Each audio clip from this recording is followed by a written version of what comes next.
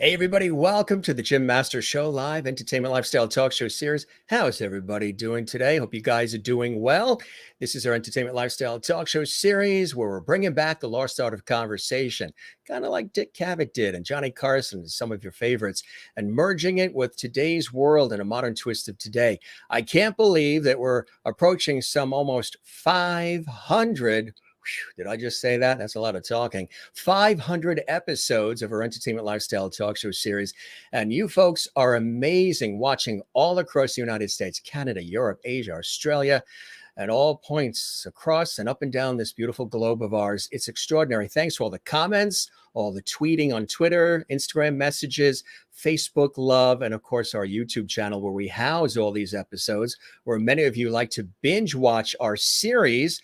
And we have guests that come in from Broadway, Hollywood, television, film, culinary arts, sports, comedy, inspiration, health and wellness, science and nature, and everything in between. And of course, we have our famous Levity. That's right. In the summer of last year, I said light, love, and levity, just a little too fast. Out came Levity. And you guys fell in love with the word. So you designated yourself part of our Levity squad. And I love that. You call me Mr. Levity. This is Levity Hall. This show originates, for those of you who are around the world, right here in the United States, in the New York, New Jersey, Connecticut tri-state area, along the southern New England coast between New York and Boston. And we're here every night for you. And sometimes we do 2 shows a day as well, when we have guests that are in Ireland and Scotland, England, Italy, Greece, who are performers and entertainers. And it's really just a blessing. Thanks to everybody who's been really making this a part of your day. I know many of you have written to me personally and said, Jim, we hope you keep doing this series. We love it. It's gotten us through the pandemic. As you guys know, I work in television radio, and I just turned on the lights and just started talking and just started bringing in guests, people I've interviewed on PBS and elsewhere. And it's just been absolutely fantastic. So I just say thank you for everything that you do. We have an extraordinary guest, a wonderful friend, Rob Shooter. Yes, you know him.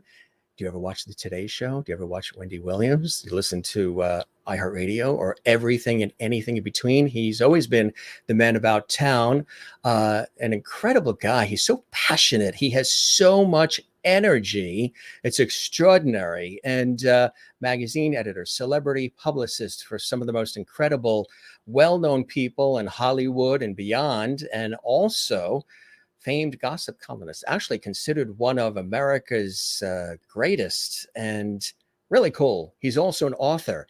And let me tell you, he's extremely excited. Of all the things he's done, of all the people he's met, of all the galas he's gone to, of all the things he's had an opportunity to explore and experience in his life, the fact that he's also now a best-selling author, congratulations to him.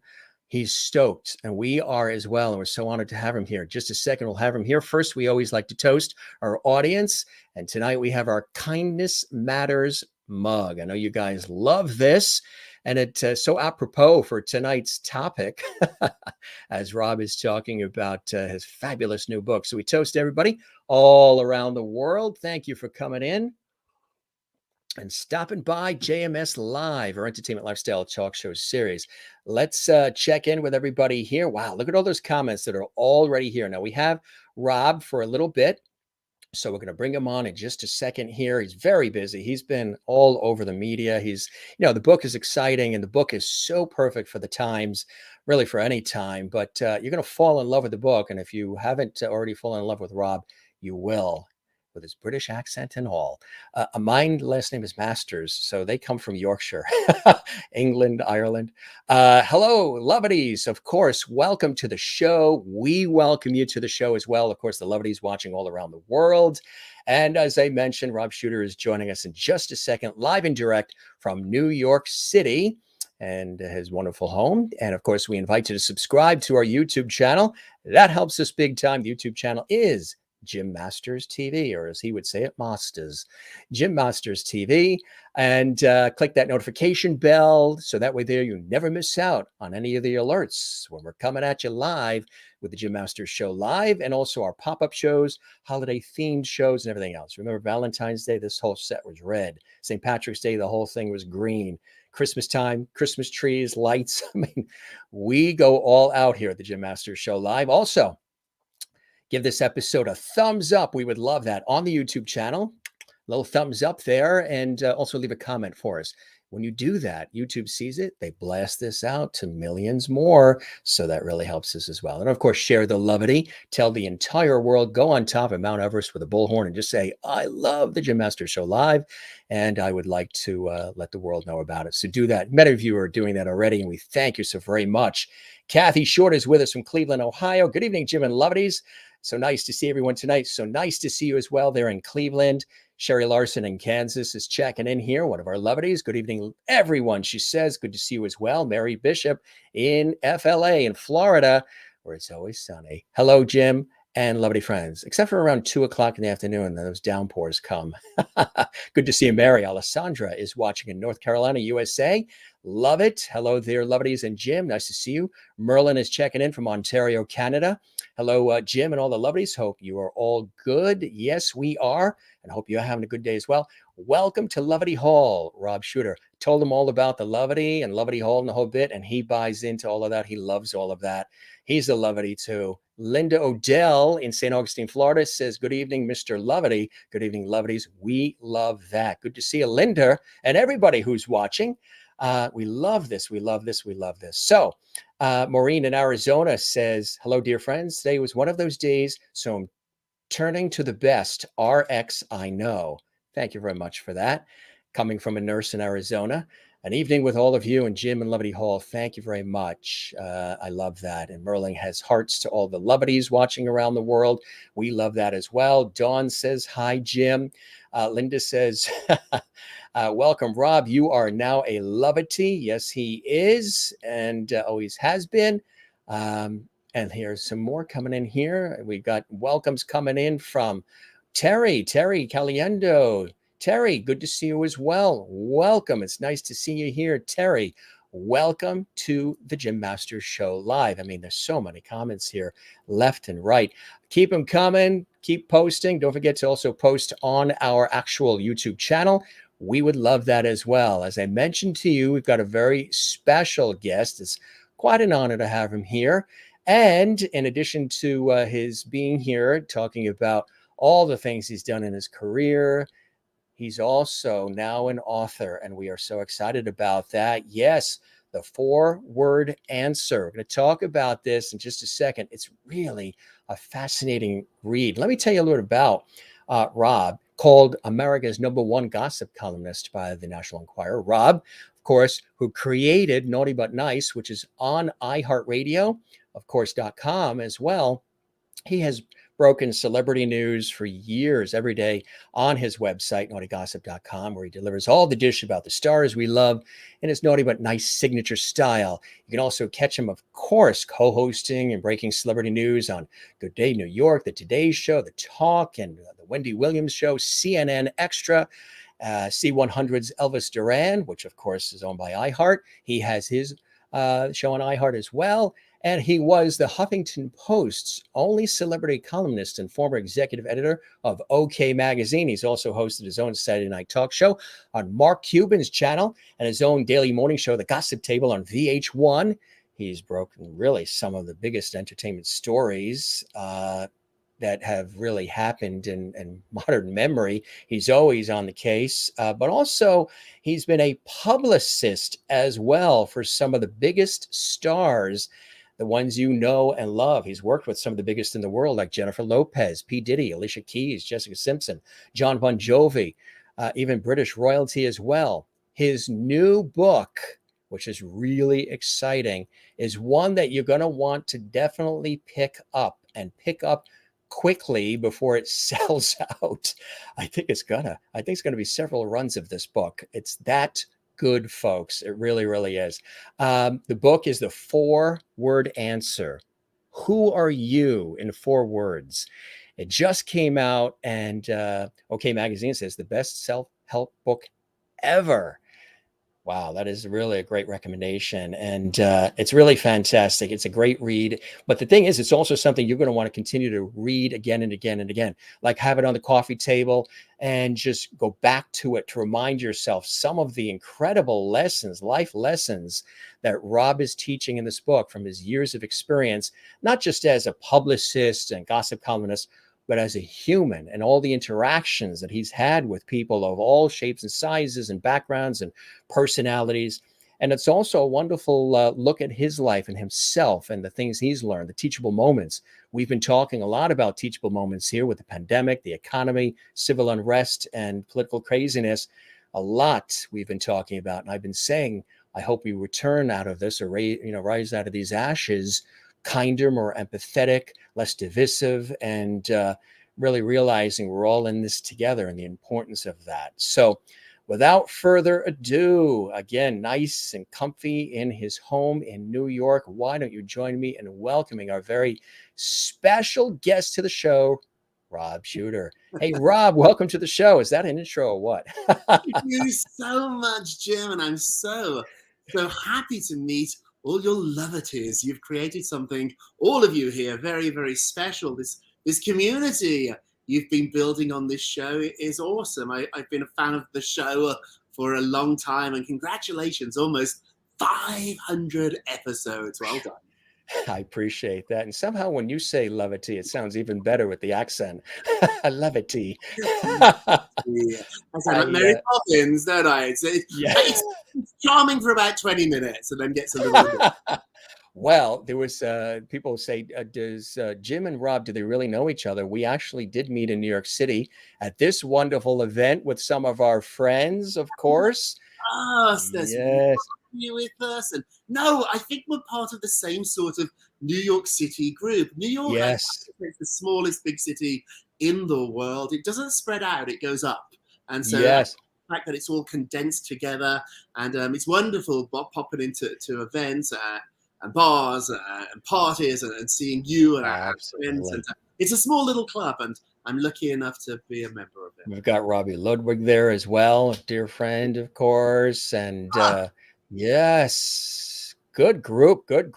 So how have you been? I mean, life has been a little interesting since we saw each other last. A lot of crazy things have happened. How have you been, Rob?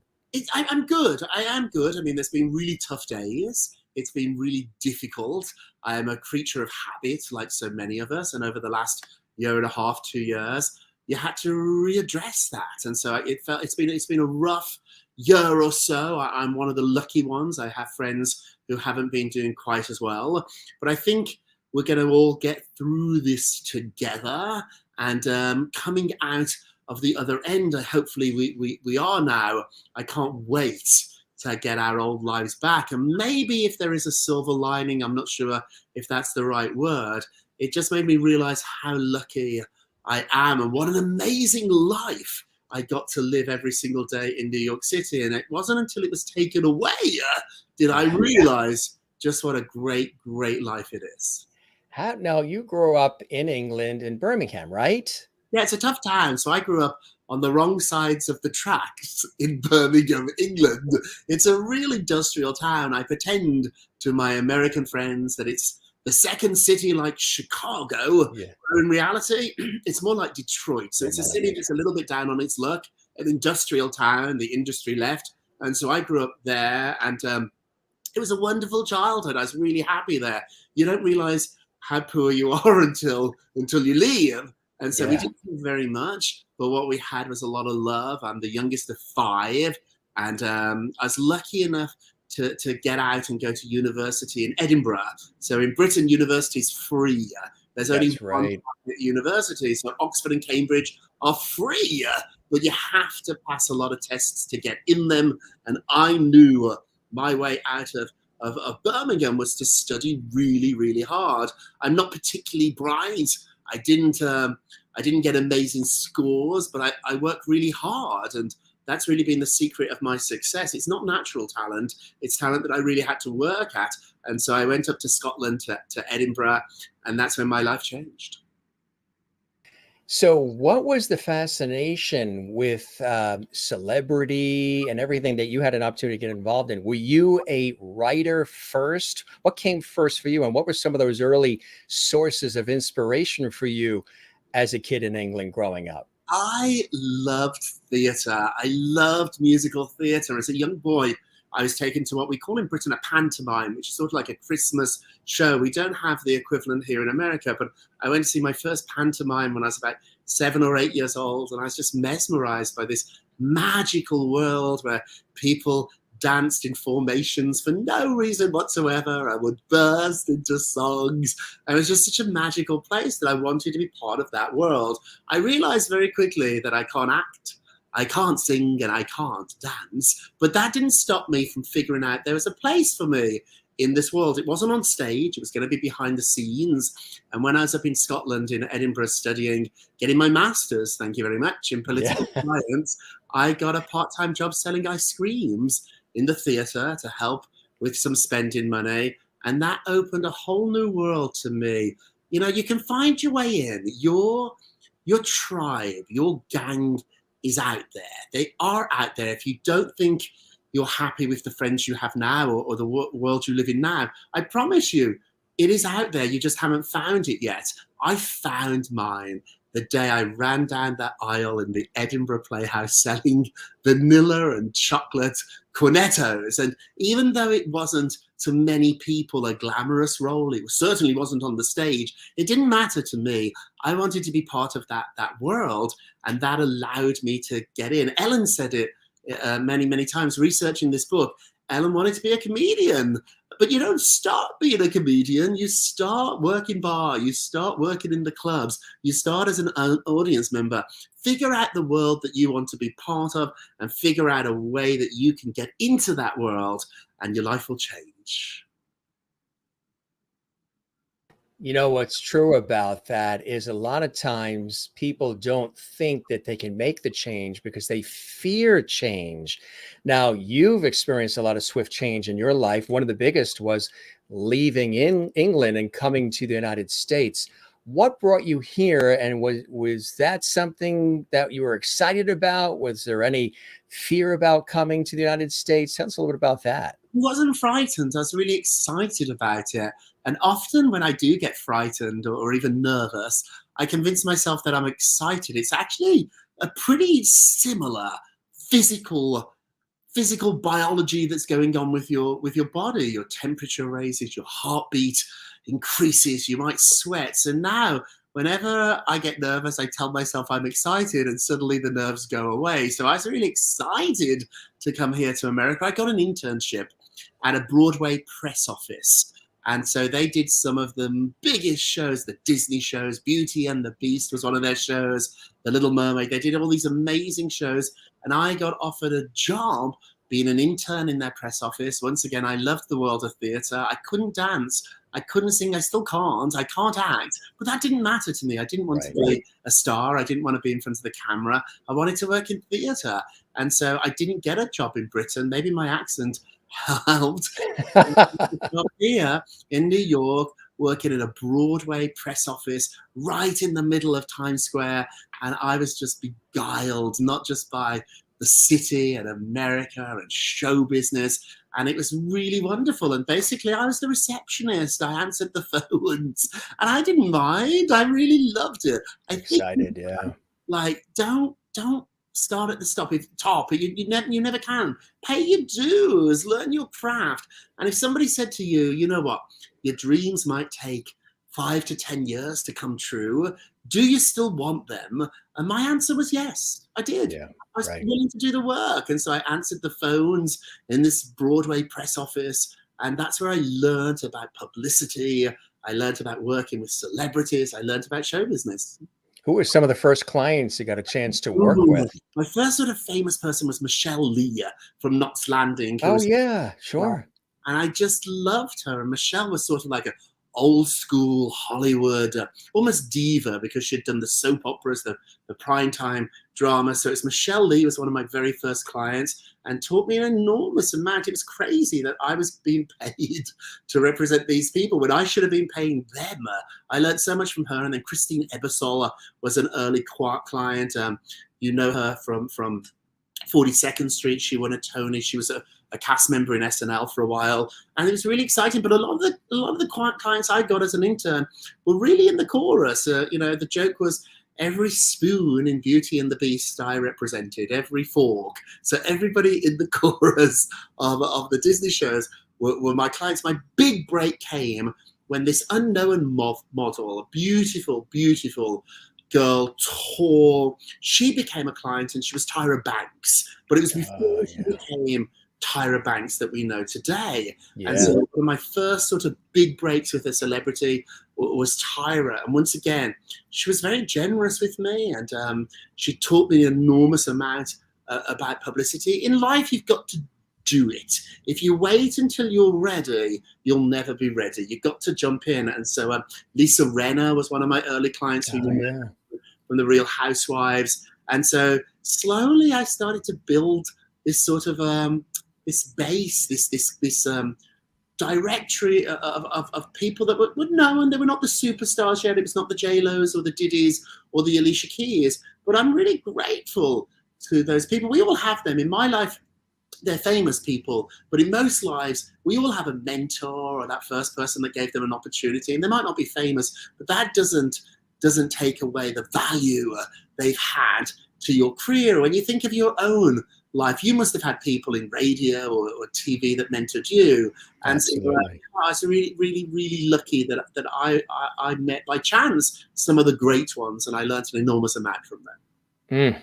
So, what was first for you? You mentioned publicity. What happened from there? Because I mean, you have worn so many hats, Rob. You've had your hands in so many different things. It's extraordinary. I mean, your resume is at least a two-pager. Otherwise, I really enjoyed PR. I remember one night finding myself with Paris Hilton at a nightclub, and it just wasn't fun anymore. I just like, it's no disrespect to Paris or even the club. I just had done it, and I didn't want to do that for the next 40 or 50 years. I like change. I'm somebody that really embraces a challenge, and I do understand. I do understand why people get stuck in a rut. I always, even as a little boy, picked courage over comfort. And so after about a decade of working my way really to the top of the field, like after J-Lo, after Diddy, after Alicia Keys, after Bon Jovi, I did it. It was a lot of fun. I'm glad I did it. But the world of celebrity changed, and once again, no judgments. It had gone from being these superstar musicians and the Julia Roberts and the Sandra Bullocks to the reality gang, and it just Yes. my world. And social media had come along, so a publicist's role had changed an enormous amount. In the old days, it used to be the Today Show and Us Weekly, People Magazine, Entertainment Tonight, Access Hollywood, and now it's Instagram. Today Show. Yeah. Here I Hmm. am. They didn't really celebrities. A lot of celebrities don't need publicists anymore. They can announce news on their own Instagram or social media feeds. So that the world of publicity changed, and I knew I was ready for the next challenge. And that's when I got my first gossip column. And so I actually ended up going to OK Magazine. So OK Magazine launched in America, and it's a big weekly magazine, and they were looking for somebody that was British but knew the American market, which really fit me like a glove. I'm definitely British, but I'd lived in America for 10 years at that point, so I understood what the market was in America. So I got asked if I wanted to be the executive editor of OK Magazine, and I'd just seen The Devil Wears Prada, so I was fascinated with magazines. It wasn't quite like that, but I went to OK Magazine, and that started my career as an editor, as a reporter, as a journalist, as a gossip columnist, and that's when I stepped away from PR. But the reason I was such a good editor is because I'd been a publicist for so many years. Right. You get to know a good story. I would know within a minute if I was pitching you a story. I would have to be really sharp. I'd have to know what I was talking about. And so I went from PR to edit pretty smoothly. And that's what started my career in celebrity news, telling stories rather than pitching. You know, it's amazing too, because you're as much a personality as some of the people that you worked with, wrote about, represented, and publicized as well, which is a very cool thing. You don't always get that mix. it sort of happened by accident. Like, I'm definitely quirky. I have a very unusual accent. So, and it's not just a British accent. There's a little bit of Scotland in there because I was up in Edinburgh for so long, and I've definitely got my working class Birmingham accent in there somewhere. So I'm an unusual chap, and so the first time ever, a friend of mine who was an executive producer of a local TV show here in New York, she asked if I would go on. Someone was sick or something happened. I think they wanted Perez Hilton or some big star, sort of got Andy Cohen. They wanted someone big, and they cancelled in the 11th hour. And I was on the phone with my friend Amy, gossiping away about celebrities, what we'd read that day. And she was like, I have a hole in the schedule. Will you do it? And I was like, what? And I said, yes. I said yes. And I was good at it. And so I started doing local TV, and it started to build from there. And it's quite fun. I enjoy being recognized. I enjoy people saying hello to me on the street. It's a fun life I've created. But this is, if I was on a game show and I could gamble all this for $1 billion, I'd hit pause. I'm really happy with my piece of the pie. I've seen superstars. And for me, it's not the right fit. Like, I can't imagine being chased around. I can't imagine going to a restaurant and somebody taking sneaky pictures. I don't want that life. I like being famous enough that if we go out, I can get us maybe a free dessert, maybe. And that's as famous as I want to be. So this is sort of the perfect pinnacle of my celebrity, I guess. I don't want to be J-Lo. It's too much work. It's not for me. Yeah, so you've come, and you speak from a level of expertise that I think is really fantastic because you've been there, you've seen it, you've seen the highs and lows, the ups and downs, the triumphs, the tragedies of it all. And it's a lot. I mean, they're really investing so much of their time and their blood, sweat, and tears and emotion. And you've got to be all in. Sometimes we have actors, Broadway, television, what have you, as guests. And I'll usually say to them, what would you say to somebody who's watching this right now, who's considering going into these fields that we're all in? What would you say? And they'd say, well, if you're 50% considering being an actor or actress, and the other 50 is being an accountant, go with the accountant because you have to be 100% all in. Absolutely. It's really good advice. The most successful stars I know, they live and breathe it. Like, this is their option. They don't feel bad though. Like, they're not complaining. This is what they wanted to do desperately, to the point where they couldn't do anything else. This was their passion. I get it. It's not mine. It's not mine. It's part of who I am, and I enjoy putting on a show, and it's fun to do shows like yours and to be asked for my opinion about stuff. It's fun, but this is me being really. This is the level of success I like. And it's not that I fear being more famous. It's that I've seen it. And it isn't right for me. This is a really lovely life I've carved out. I like my piece of the pie. I'm not jealous. We talk about jealousy a lot in my book. And jealousy is just a compass showing you what you want. And so I don't get jealous when I see Andy Cohen because I don't want to be him. I don't get jealous when I see Jimmy Fallon because I don't want to be him. If you're jealous of somebody, think about it for a second. Think about who drives you crazy, who you're jealous of. It tells you more about you than the other person. And I don't have that. I'm really happy when my friends do really well because I'm really happy with how well I'm doing myself. You've probably seen a lot of jealousy in the industry amongst even some of the top stars out there, huh? It's tricky. Like, one of the first questions I asked big stars when they wanted to become a client of mine is, who are you jealous of?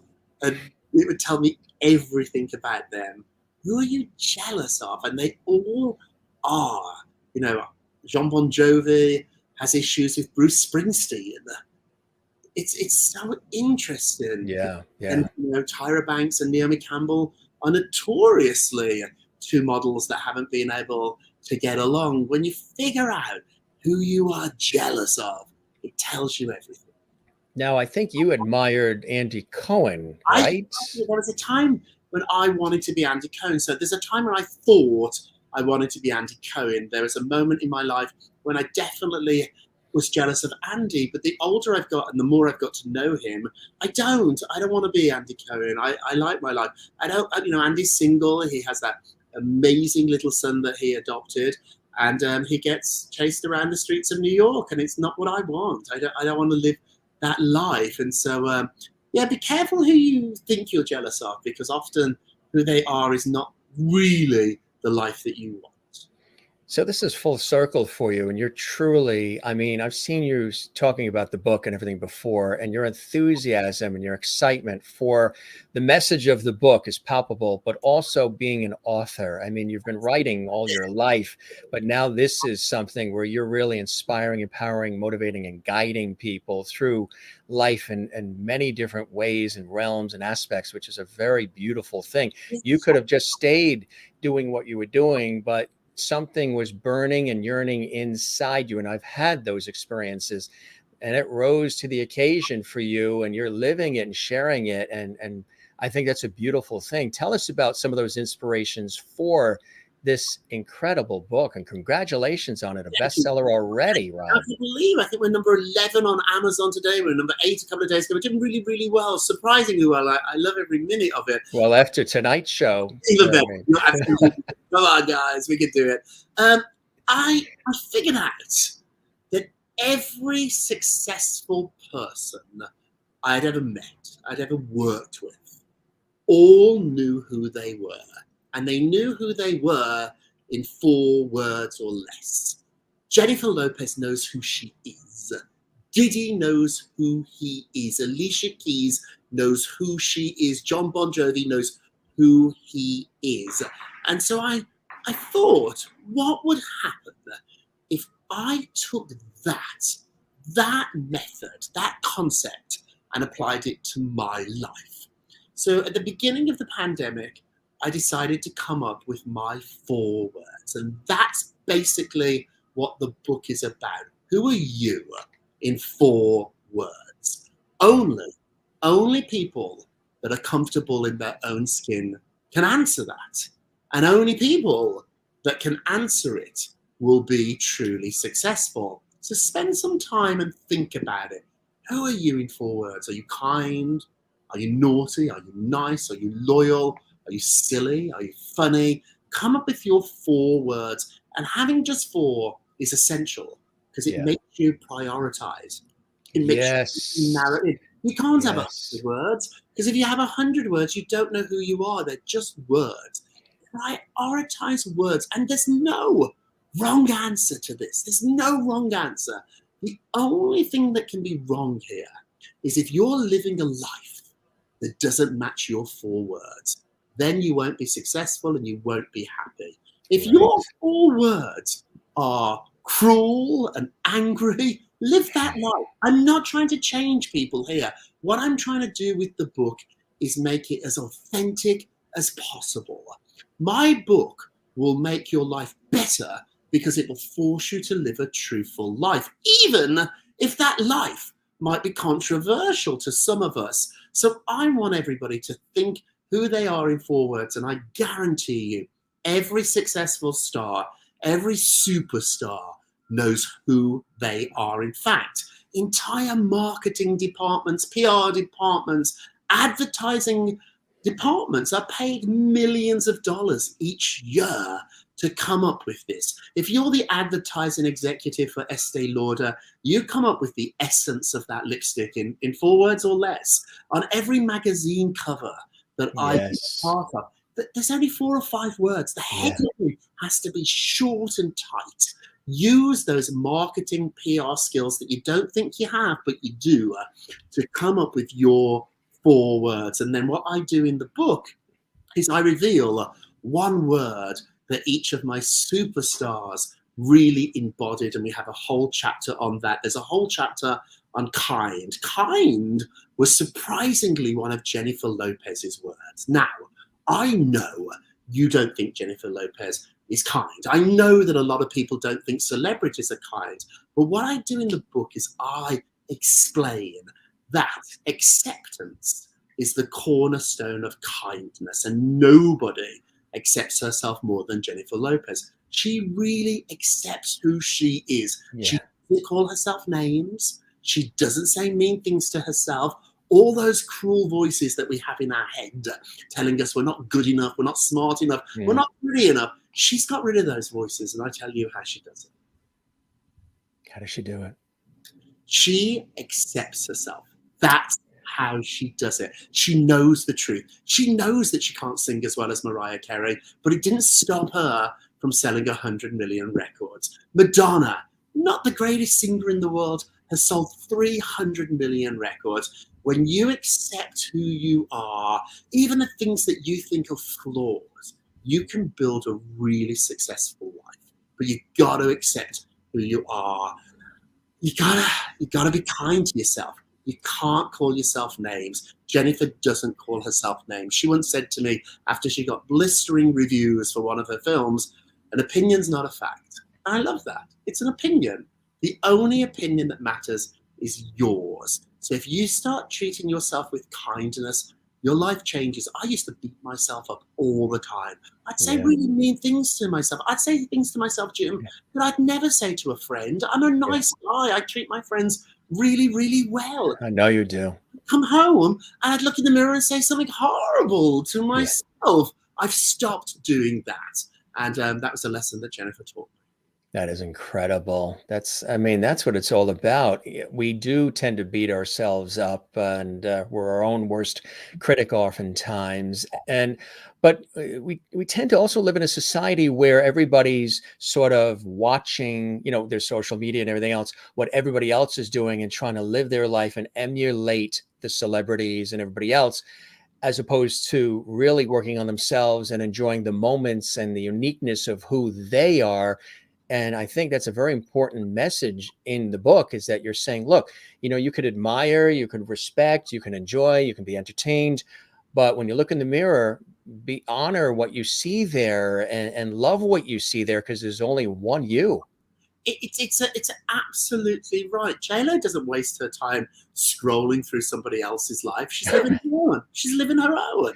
Like, yes, she's curious. She's on Instagram. She looks at other stuff. But it doesn't become an obsession. She's too busy being herself. And it's a little bit controversial, but, we're all taught to be kind to other people. Celebrities are kind to themselves. Now, I'm not telling anybody to not be kind to other people. In fact, I would recommend we all are kind to one another. But the story that nobody's telling us is to be kind to ourselves. Be nice to yourself. Don't be mean. Don't call yourself names. Don't say you can't do stuff. Don't doubt yourself.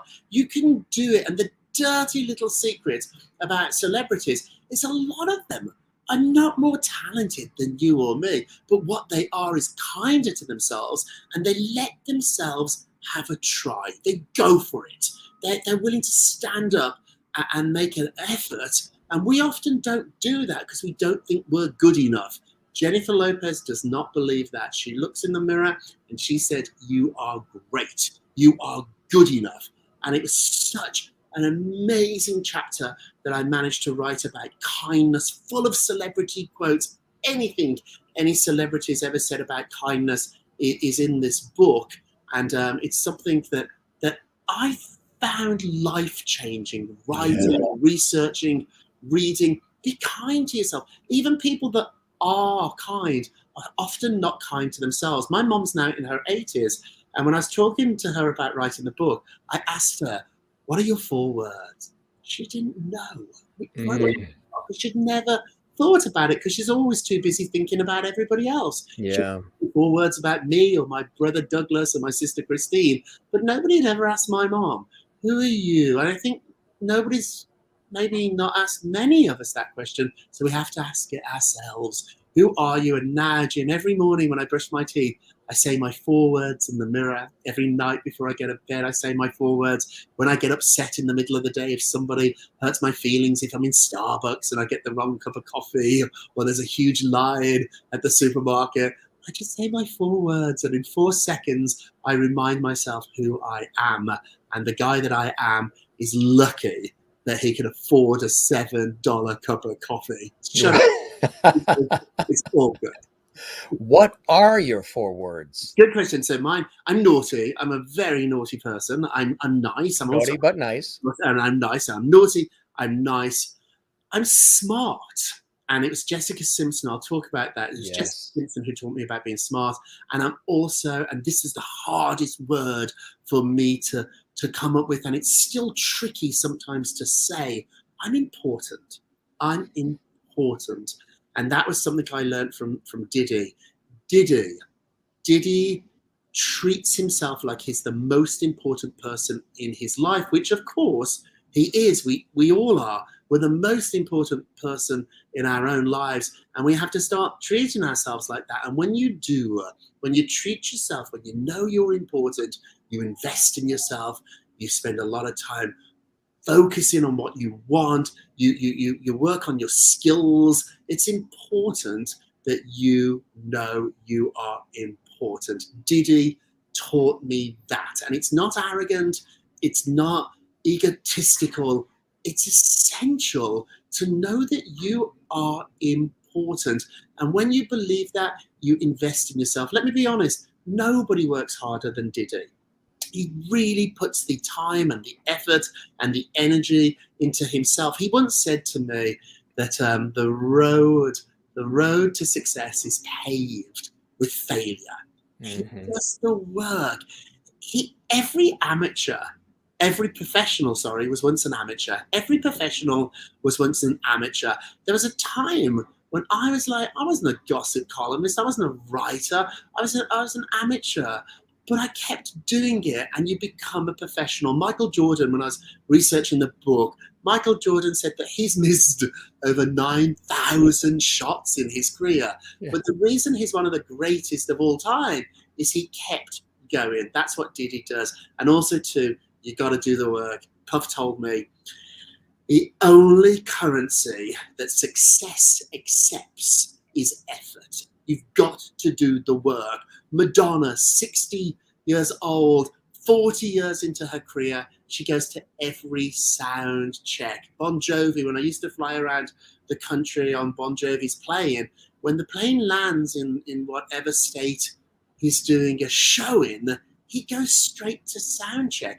If Bon Jovi can put in the work, so can you. You've got to do the work. And if you don't do the work, you don't deserve the results. You've got to do the work. You know, it almost seems like one of the four words for just about everybody should be important. It's a really good word. It's a really Yeah. smart's another word. So I know you're going to giggle or laugh, but Jessica Simpson's the smartest person I know. Jessica Simpson plays a ditzy blonde on television, but she has $1 billion to prove how smart she is. Jessica Simpson taught me that being smart is only about one thing. It's about the willingness to try. I made the fatal mistake when I was growing up in England to believe that I wasn't very smart. I didn't pass many tests. I wasn't that great at school. And then I did the cruelest thing I could ever do, which is I just stopped trying.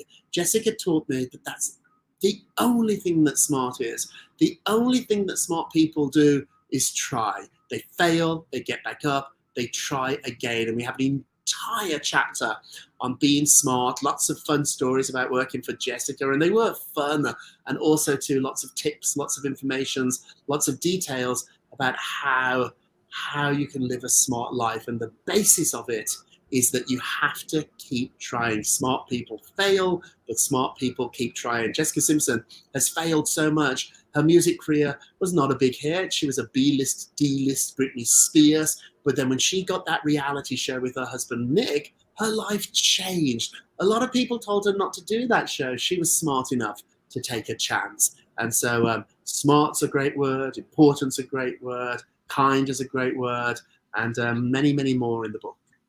You have lots of celebrity quotes throughout that are peppered throughout the book as well, right, Rob? I do. I love a quote. I love how people could say things very concisely, talk about 4 words. A lot of the quotes are very short quotes. My favorite quote of the day, and it changes all the time, but my favorite quote today is from Puffy, is from Diddy. Puff told me that if you're chasing your dreams, you're not running fast enough. So get this, your dreams are closer than you think. They seem like they're so far away.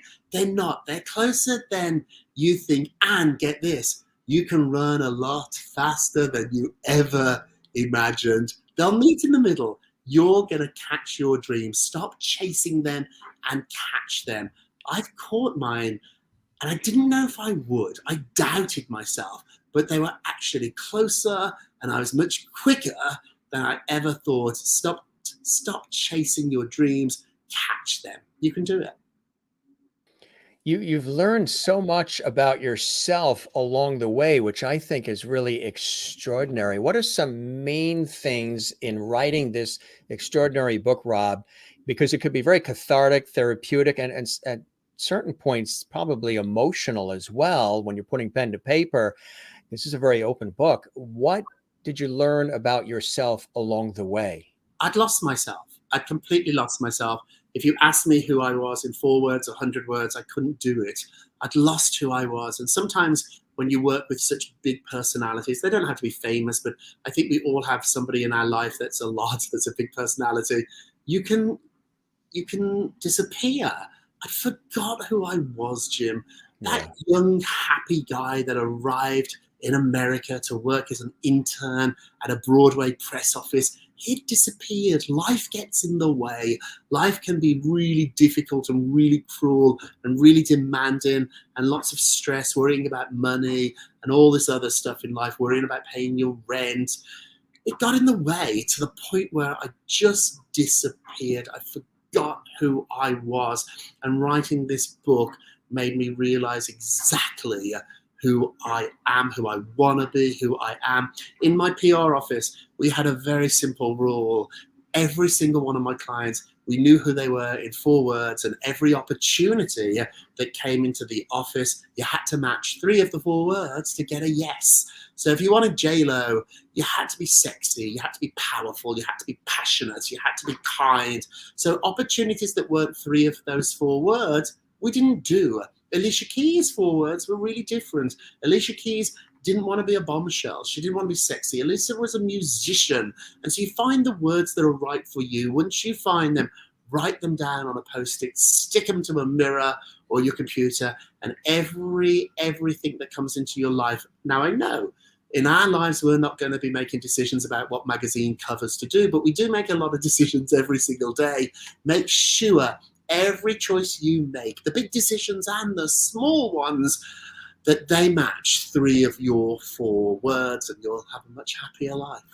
Can the words change as life experiences happen and wisdom is gained and there's, gain and loss in life? Can those words sort of be Change. interchangeable? They should change. The 4 words that I am today are not the 4 words I was when I was 18.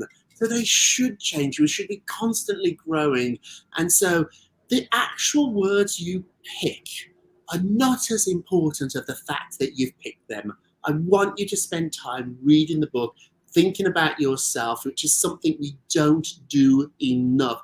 The pandemic shut off all the noise in my life, and it left me with just my own thoughts. And at first I was so uncomfortable. I didn't know what to do. But as the days turned into weeks and as the weeks turned into a month, I figured out this really zen place where I could think about a lot of the stuff that I was too busy to do. And that's not true either.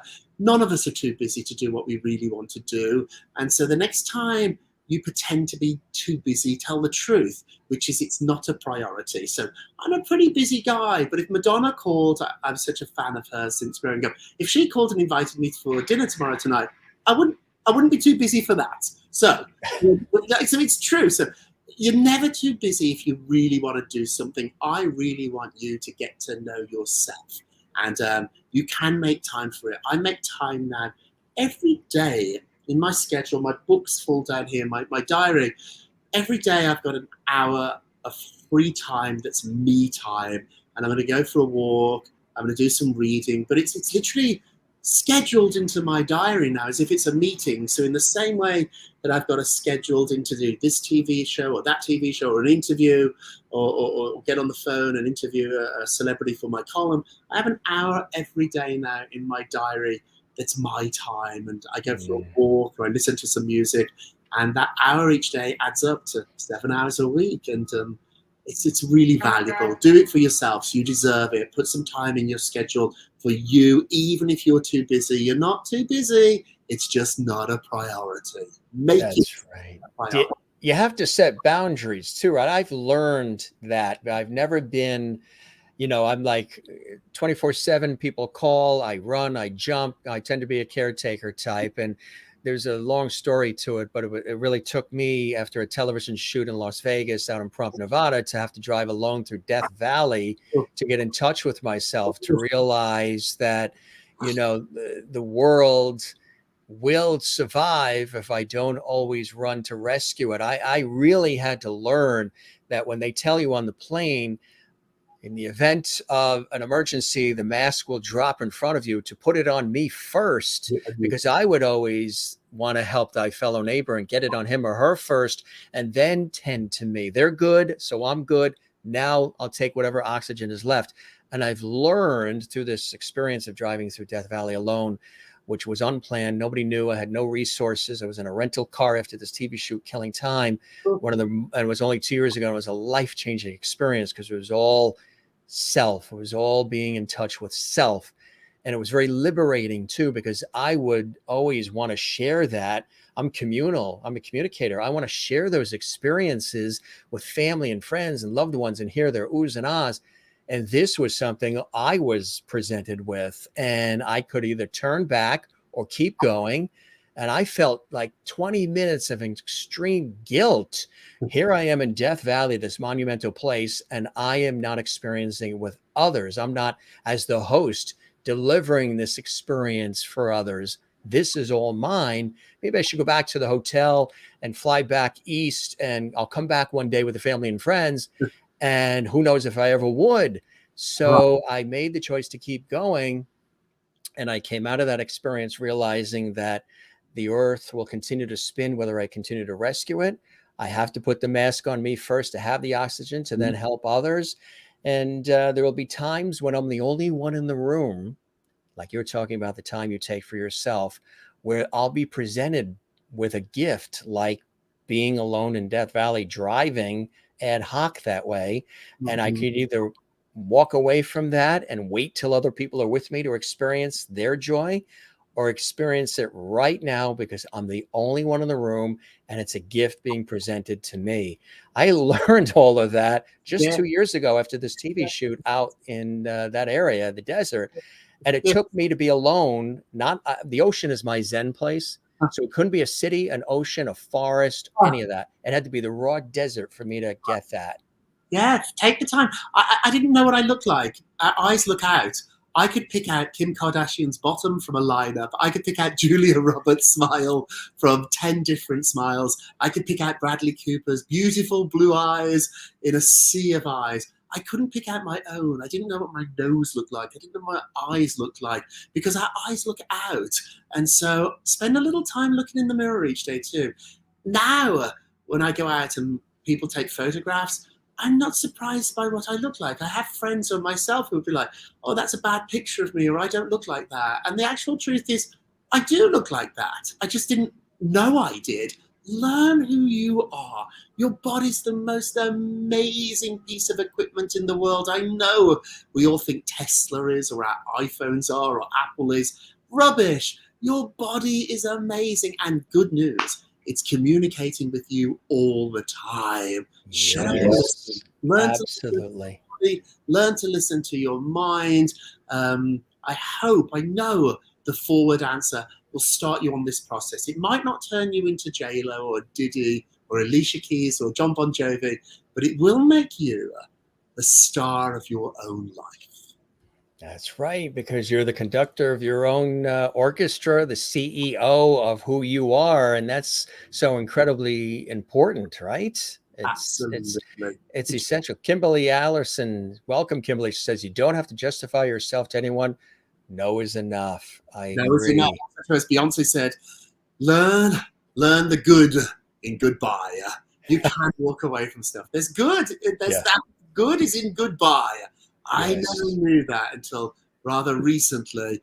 Don't water dead plants. When it's over, it's over. And it can be beautiful. It can be an amazing memory. You got to start a new chapter. You gotta right, and that can it's tough when you have to cut out certain things or people or habits because people are afraid of change. But in order for new growth to happen, you have to sort of get rid of the dead weight in a way, right? And the reason we don't do it is because we don't feel like we are important enough to do it. I am important enough now, and that's why that word was so shocking and revolutionary to me. I had friends that didn't really like me, that I didn't really like them.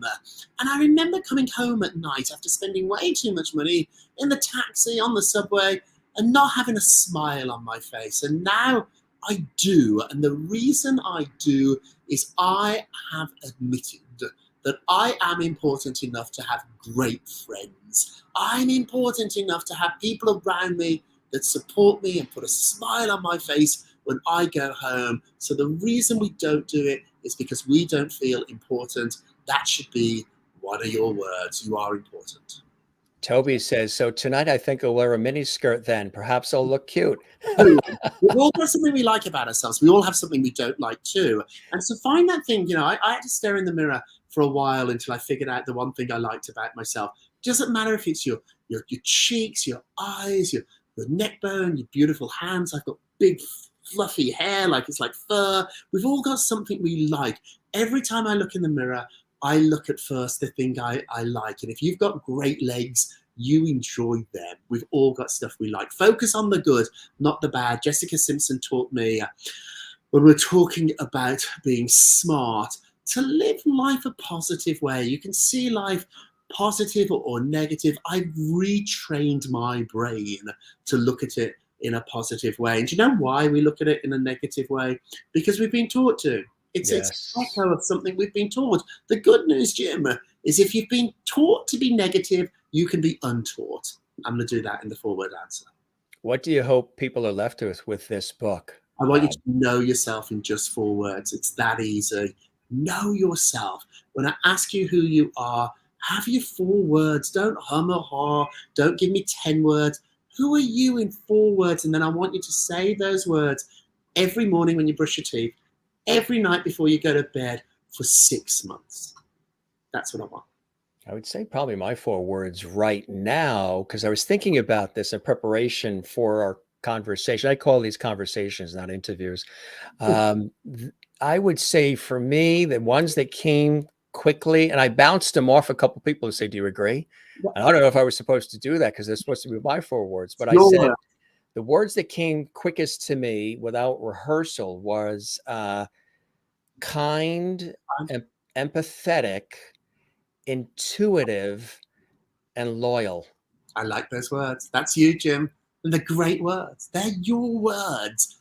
They're great words. Say it to yourself every day. And there'll be times in your life when you're not kind. And there'll be things that come along that make you angry, which is perfectly normal. But that isn't who you are. Something happened that made you unkind. I'm a kind person and things come along that make me unkind. But very quickly, I remind myself, I'm not that guy. And that's when I find happiness, when who I am is the life I lead. And so if kind is one of my words, which it is, I make sure the life I lead is a kind life. And every chance I have in life, every day to be kind to myself and to others, I take it and I feel better because it's the truth. You know, you mentioned Estee Lauder. Did you work with them at all? I did. I had Bobby Brown, Mac. Yes. Who else did they own? Mac. Yes. Bobby Brown. I did Mac. I did Kate Spade Beauty. That's how I knew Kate Spade. And I also did I think Creme de la Mer I did too. I was their publicist, their beauty publicist for many years. They were incredible. I remember when dear Kate Spade, may she rest in peace, when I first met Kate, Estee Lauder had hired me to launch her beauty fragrance. And Kate and I went on a tour, just the two of us, and we went to the top 10 markets where she would sign fragrance bottles and her bags. And Kate, it still breaks my heart. Kate, for all the success she's have in the world, she didn't know who she was. And, that's the trouble in life. We've got to all figure out who we are. The reason was somebody who knew who she was Estee Lauder. My mother worked for Estee Lauder for 33 years in New York, and they're since retired in Florida. But I remember one quick story that she told us. Um, there was a new lipstick line that was coming out that was very, very talked up. Everybody was excited about this incredible new lipstick line.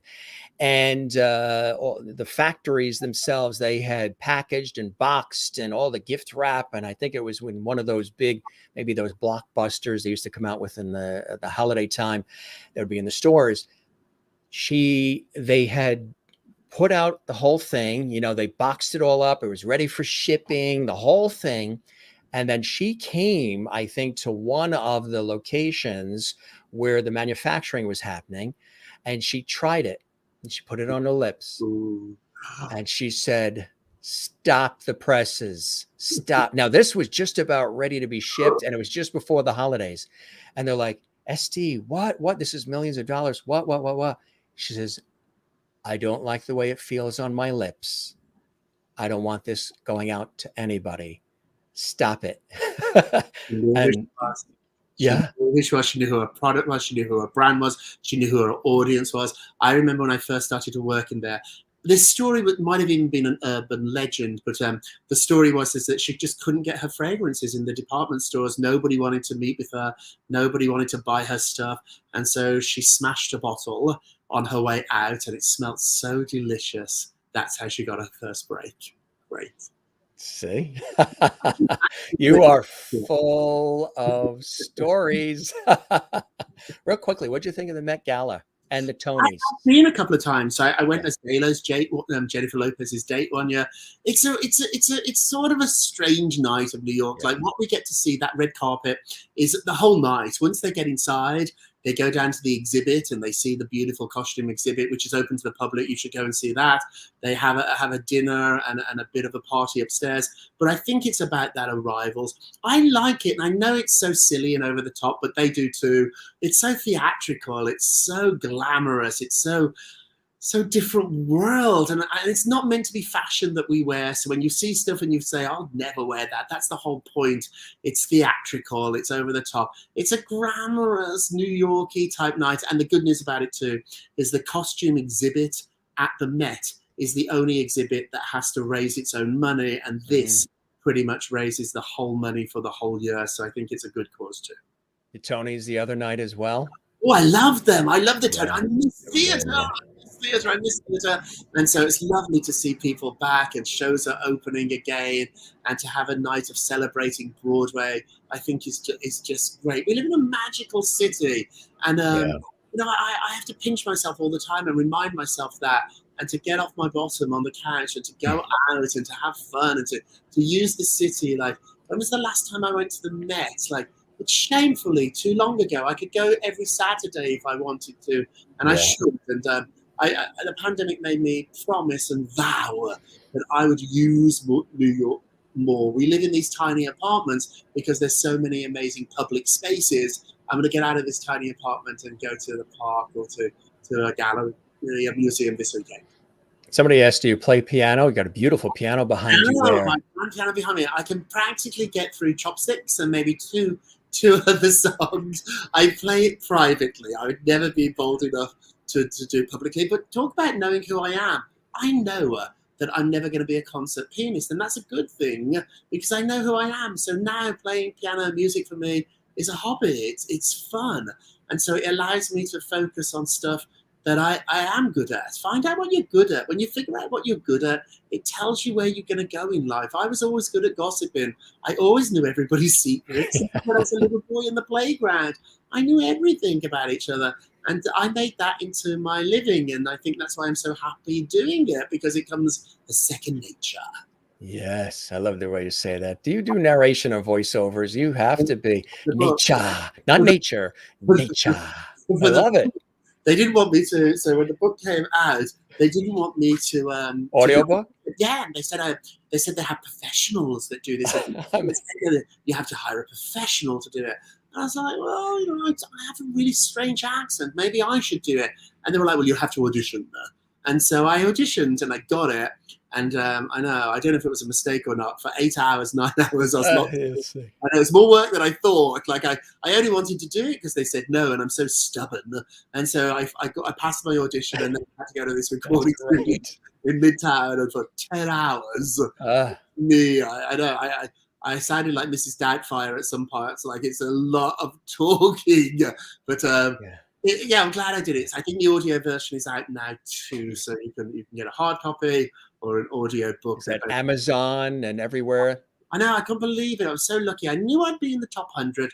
I built up like this amazing group of friends. We don't call them fans, but they're friends. Right. Very similar to what you've done. So I know that I have a few thousand people that would come out and support the book. What I Absolutely. didn't know would happen is that this amazing group of people that don't know me but might have seen me on TV or might have heard me on the radio, they turned up. And so we Yes. went from number 80 to number 6 or 7 in a couple of hours. And even my publisher called me sort of caught off guard. And no, it was a thrilling morning when I got that phone call to say that I'm number 8 on the charts. I'll never forget it. I won't. It was such a Yeah. thrilling moment. I was sitting here in this room. I sat on the couch and I almost had a tear in my eye. Oh, People yeah. like me don't do this. I'm a working class kid from Birmingham, England. Not many people that went to my school read a book, let alone wrote. And so they send you a box of books when you're an author. And I shipped my box off to my school library. I'm so proud. And if one of those kids in that school can realize if I can do it, they can do it too, it will all be worth it. I had heard that with your show, with the podcast, that the theme song was written by Barry Manilow. It is. It is. So Bruce is in the middle. That's my husband. Yeah. And this is Barry over on the left-hand side. That's me there. So yes, so Bruce and Barry have been songwriting partners for decades. Oh, yeah. Banner. They wrote I Made It Through the Rain. They wrote Dick Clark's Bandstand. And so they've been friends for forever. And when I needed a theme song to open up my show, I'm married to a songwriter. As Bruce very gently, shall we say, if he would write me a theme song. And he said yes. And then he was talking to Barry about the lyric. And Barry was like, "Oh, I'll set it." He was so gracious. I didn't think I'd get Barry. And then get this, not only did Barry write it, that's him singing it. Barry Yeah. Manilow singing my theme song. Singing it. Singing it. Look. Sherry Larson says, love your accent and your energy. Thank you for sharing your wisdom and stories. Your book sounds fantastic. Congratulations on your book being so high on the charts. I love that. I love that. Everybody's been commenting, loving the stories and loving what you're sharing. Of course, love Barry Manilow. No, you gotta love it. Who doesn't? He's great. He's another extraordinary person, and part of his genius is he knows who he is too. And there was a time in his career when he wasn't selling as many records anymore, and people advised him to dye his hair green or to pierce his nose and to look like a punk rocker. And he said, no, this is who I am, and I like who I am. And if I keep being honest about who I am and singing these beautiful songs that I love, they'll be fine. They'll find their audience. And so I've done that with my book too. At one point, an agent I was working with was pushing me to tell more celebrity stories. And I do tell the stories in the book. They're not particularly mean stories, but they are delicious. And some of them are really, really cheeky. You got to be yourself. Like I don't use bad language. It's just not who I am. And so whenever I try to be cool, it's not who I am. Be who you are. I like a sweater. I like a Barry Manilow song, and I like a good story. That's who I am. Well, I remember this particular night. I think the amazing Kreskin was there that night too. Yes. You couldn't have been nicer and sweeter to everybody. You were going up to everybody. You were, so friendly and funny and passionate. And it was like, it was an event for something and someone else, but everybody was gravitating towards Rob. There's only so many events that I could crash and take over. I'm sure it was terribly annoying. I love life, and I've reminded myself why I do. It's so important. I know I seem like I'm beating a dead horse here, but figure out who you are and then figure out a way to live that life. And, you know, we all spend so many hours in our job. You've got to like your job. You've got to like yourself doing that job. If it's a job that's against your values and your beliefs and who you are, get a different job. You know, I don't work for gossip sites that want the type of stories that I'm not willing to tell. I'm not going through your trash. You know, I knew about Willie Garson, who just passed. He was on Sex and the City. I'm Yeah. not reporting that. I knew that story maybe 5 or 6 weeks ago. I don't do those stories. I don't talk Right. about people's health. I don't talk about people's sexuality. I don't break stories about people abusing drugs. You know, we never ever make fun on my site of people's weight or what they look like. And it doesn't make me a good guy. It makes me me. Be truthful to yourself. Be truthful. Right. Beautiful. There was a wonderful comment that came in here from Corey Andrew. Welcome to the Jim Master Show live, Corey. I absolutely love Rob. He inspires me to reach higher in life more than I already had been. I know Corey. He's a That's great, great, decent guy. He works for this amazing website, instinctmagazine.com. He's a great, great guy. And he's another one out there that just knows who he is. If you ask Corey who he is in 4 words, he could tell you right away. And yeah. I think that's what makes him so special. Corey, welcome, and everybody who joined us tonight as well. There's somebody here that usually pops in towards the end, Rob, that just wanted to say you knocked it out of the park, kiddo. Mr. George Burns was in the house tonight This show with is his cigar and everything. oh, it's a great show, Jim. What you have created here, it's you. That's why this show's so good. This is you, and I'm sure in this day and age of Real Housewives flipping tables and all the sure you were encouraged to do stuff that would pop Yes. more. Don't do this. It's great. Be you. I appreciate that, my friend. I appreciate that. Congratulations on everything. You've done it. Oh, There it is. book. Look at this. I know when it first arrived, I nearly burst into tears. Like it's a real book. I know when you write this stuff, when you plan this stuff, whether it be a book, a TV show, you have a wedding, a special event, when it all comes true and it's just as perfect and just as you wanted it, it's really emotional. And so I'm really proud. I'm really, really happy. Life's really good. Maureen says, you are one awesome guy. What a great life you've had so far and so much more to come. She's a nurse in Arizona, sending some levity, our famous levity, your way, Rob. Love it. My listeners, my friends, call themselves naughties. So I always spill the tea as in the gossip, and we're always a little bit naughty.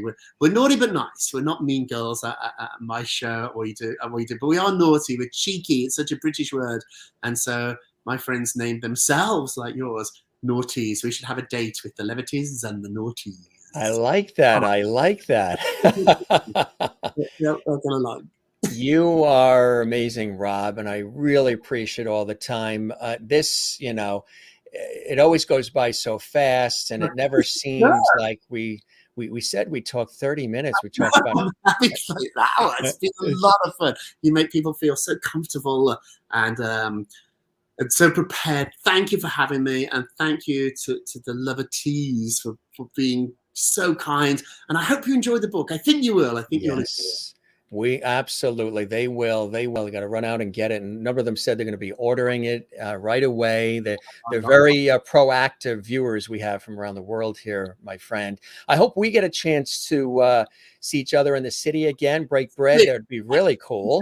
Friend, and I've got a ton. I've been such a good boy the last couple of weeks. I've got so many early mornings doing interviews and stuff for the book, which is a thrill. It's not complaining. It's delicious. I've got about another week of that, and then let's go out and get a drink and catch up. And cheers to the two of us. We're both doing good. Absolutely. I hope the show met whatever expectations you had, and you enjoyed the time with me as much as I have with you, Rob. You're the best. Thank you for having me. Take care. Take care. Naughties. I'm sorry. Lovies. No naughties. Well, some of the lovelies might be naughties too. We'll have to find out. Let us know. Take care, love. Have a good one. Take care, Rob. You're the best. All right. Wasn't he great? Yes. And he gave us more time than we had planned. It just rolled and we covered so much ground. And that's what ends up happening. Here's the book. Here's the book. Let me show you this book. Isn't it really cool? He has worked again, if you joined us late, with some of the most top talent you can think of for years. Jennifer Lopez and John Bon Jovi and, you know, so many. And he's seen it all. He's experienced it all. Alicia Keys, P. Diddy, Jessica Simpson, British royalty, and so much more. He's worked with so many of the biggest stars. He's been publicist, celebrity publicist, magazine editor, you name it. And he's loved all of it. But at the same time, searching for who Rob is. You know, when you're around all of the celebrity environment and you're publicizing other people and you're branding other people and writing about other people, it's very easy to lose sense of self. So Rob has been on this extraordinary journey, as this host and prolific writer and editor and all of the things he's done. And you can find him on iHeartRadio too. Naughty But Nice is also on iHeartRadio. And you see him pop up on lots of different shows. Of course, he was on the Today Show and Wendy Williams and some of the others. I think we sort of sprinkled some of those photos in. This was the night that we had first met in New York City at this great event. There he is, of course, just one of the many visits to the Today Show. And of course, I'm sure you've seen him many times on Wendy Williams and on CNN. I mean, you list it, you name it, whether it's radio, television, so much more. He's been quoted. He's been really in the thick of it all. And at some of the top tier events through it all, finding out who he is and wanting to pay it forward in this incredible book. Now, have you guys been thinking about the 4 words? Why don't you write in comments right now what your 4 words are? Rob mentioned his, which was very great. You know, and I almost want to change one of my words out. I like the word important. And that's why I asked him, is that one of the toughest words to include? Corey, thank you very much. I subscribe to your channel. Jim, great to discover you tonight. Thank you very much. Really appreciate that. Spread the word, Corey, about the Jim Master Show Live. We have almost 500 episodes of our series that you can scroll back on our YouTube channel and check out with guests from literally all walks of life, inspiration and authors, science and nature, health and wellness, chefs, sports stars, comedians, mediums and psychics, Broadway stars, television, Hollywood, film, theater, music, and so much more. And we're very excited about that. This is really not an interview show. I call it an entertainment lifestyle talk show series because I work in television and radio and have for years, most notably on PBS. I also do a lifestyle travel TV series on CBS and CW stations. I do a TV news magazine show out of New York with my co-host Doug Llewellyn, who hosts the People's Court Show. Did a radio show 18 years on iHeartRadio and just have been immersed in this world as Rob has as well. So I can relate to a lot of the things that Rob was talking about.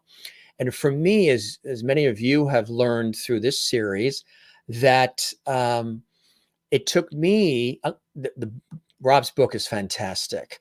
It's part of our, book collection. But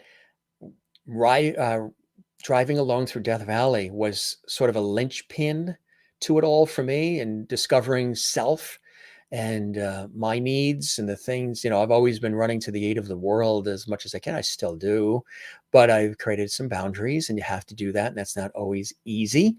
But Rob is talking about that as well. And he suggests that it's really important to do that, to, celebrate you and value you. It's not egotistical. It's not greedy or selfish to do that. We talk about it a lot here on the Jim Masters Show Live, entertainment lifestyle talk show series, how vital it is. That's why really that word important is so important to include as one of the words. Now, if it isn't one of your words right now, that's why I wanted to ask him that question of, Are the words, do they morph and change as the years go on? And he said, absolutely. Matter of fact, they should. They should change as the years go on. And so, what are your words? Why don't you post some of your words right now, the 4 words, in comments before we wrap up the show? Really awesome having our buddy, famed gossip columnist, but so much more. I know he's noted for that, and celebrity publicist and everything else. But a best-selling author now added to that resume. The 4-word answer. This has been really a labor of love for Rob to write this book and share it with the world. And we're so excited to share it with all of you on this episode of the Jim Masters Show Live Entertainment Lifestyle Talk Show series. I could listen to him talk for hours. I love the accent. We have family in England that has the accent in Yorkshire, and I could listen to him for, you know, just the way he enunciates and pushes certain words and articulates and elongates certain words. And I've been told that I do that. My father has always done that. My sister tends to do it as well, sort of articulate, inflect, and punch certain words. I thought it was a New York thing, maybe, but maybe it's sort of British as well. I notice my English relatives and Irish relatives tend to, uh, words are like melodic. We speak in a way that it's almost like a melody. And Rob does the same thing when you listen to him. It's just certain words, there's a drama to it all, right? There's drama to it all. Kind, thoughtful, loving, and happy. Kathy Short, those are beautiful. Maureen says loving. Toby says sincere and cheerful and optimistic. Yes, you mentioned those words as well. And we saw those, and they're beautiful words to have, Jane. Ruth Reedy puts a smile out there. Well, not a smile. She tops it with a heart. She's always smiling there in Minnesota. Giving. I know. It is kind of hard to initially think of just 4 words, right? Because when I thought of the 4 words, um, which was for me kind, empathetic, intuitive, loyal, um, and thumbs up from Rob for those words. I said, gee, can I have a 5th?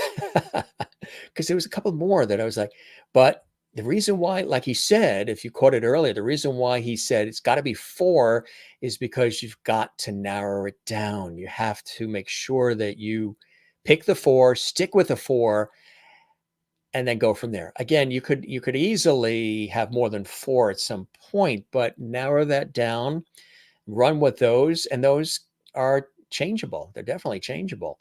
This episode and all the episodes of our entertainment lifestyle talk show series, the Jim Masters Show Live, which is a very special place we've created here, like a television show, so connected with all of you, interactive, and we're here live with all of you, watching from all around the world, and we appreciate and love all of you. You can see all the episodes 24/7, 365 right here on our YouTube channel, Jim Masters TV. Again, we would love it if you subscribe to that YouTube channel, share it, the levity with the world, tell everybody about it, click the notification bell as well, and leave a comment on the channel underneath this episode and give it a thumbs up. Um, that's really important when you do that. That shows the levity, lets us know that you're there. You really enjoy these shows and they mean a lot to you. And it helps us out too. More people get a chance to see it. So a really cool message from a guy who's done it all, and he harkens back to his upbringing in Birmingham, England, which I think is really, really cool. He says, "I'm just a regular guy at heart." Even though he's been at some of the most incredible events and he's worked with some of the most well-known celebrities of our time, inside, he is Rob. He's Rob, and he's in touch with that. And oftentimes, it takes certain things in our lives to be reminded of that, whether you're driving alone through Death Valley or anything that happens in your life. There's triumph from tragedy, there's loss, there's gain, there's self exploration. A lot of people, as we've talked about, have done that during this pandemic. There's been a lot of people who have stopped, They've been taking a breath and they've been thinking about what they've been doing, what they want to do going forward. And this is a beautiful time. As horrific as it's been, this time with the economy and the pandemic and the social unrest and the political craziness, it's also been a really unusual time of reflection. I've learned to create boundaries. I've enhanced things that I already love doing. I'm doing them, I've always done them deeply and given 110% to everything, but I'm really accentuating these things that I love doing. This show here is an example of that. You know, for years, I say it often, people have said to me, do something like this. Jim, you've worked with the networks, you've worked with television stations, radio stations, production companies, you've done all these different things, hosted all these kinds of shows. But something like an entertainment lifestyle talk show series with the viewers who are, in this case, we're not all here together, but in a way we are. You're kind of like the studio audience, and I'm right here with you, and you're here with me. Do something like this. So when the pandemic happened, I said, you know what? I was supposed to be on a plane in Ireland, one in Texas, one in Florida. Let's bring in the television lights, turn them on, build some sort of a home studio situation here, move around stuff, build it, turn the lights on, and go. And that's what we did. And I had no idea how long this would go because it's been about 7 days a week. And I work full time on the air and television radio and then do this. And this show with the production and all the production that goes into it and all of the, the booking of guests and emails and follow up, it's a lot. But I love it because you guys are there and you're sharing it and you're part of our Lovity family and we're all connected and it means a lot. It means a lot to me. Hello, Joshua. Welcome to the Jim Master Show Live Entertainment Lifestyle Talk Show Series. Very cool to have you here. We welcome you. We welcome you. We welcome you. Subscribe to our channel if you can too. We'd love that. And Toby in Encino, California says, most folks don't have a plan B. That's very true. You know what I love too?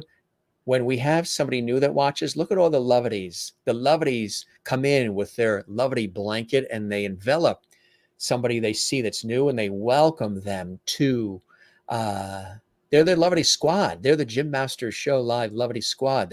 They roll up their sleeves and they dive right in and they welcome new viewers. I welcome you, but our viewers are very good at doing that as well because I see all the scroll of everybody saying hi to everybody. Let's take a look at some of these wonderful comments that are coming in here. Ruth Reedy says her 4 words are sensitive, authentic, spiritual, and joy. That is beautiful. Mary says kind, caring, positive, empathetic. Beautiful, beautiful. And Maureen says loving, caring, thoughtful, empathetic. Absolutely, I would agree with that. And even though this is a virtual situation, I would agree. Just in hearing and seeing your comments and the way you post your comments, the warmth that you have. Fortnite says good vibes. Absolutely, good vibes are so crucially important. Really cool to see some of those 4 words that you guys are sharing with us right now. Merlin says loyalty, watching every night in her mauve colored cushiony chair that she sinks into in her living room. And then she puts her feet up with pillows. We got a chance to see Merlin's chair. Again, gang, don't forget, if you want to send us photos of your chairs, you can send them to us if you want. We can post them. We'll do a show looking at everybody's chairs. We've seen a lot of guest chairs, and I think that is really, really, really cool. Tomorrow night, we have a fellow friend of mine as well. Joan, thank you as well. Stefan Ryback, he is a renowned television and radio broadcaster, has been for many, many years, and he wrote a phenomenally poignant and beautiful book about faith, family, and forgiveness.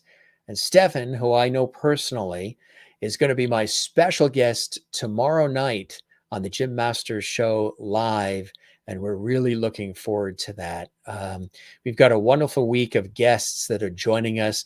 If you want to see who's coming up, just scroll through our YouTube channel, Jim Masters TV, and you can see some of the guests that are coming up. We've got some amazing people that are joining us for the very first time here on the Jim Masters Show live.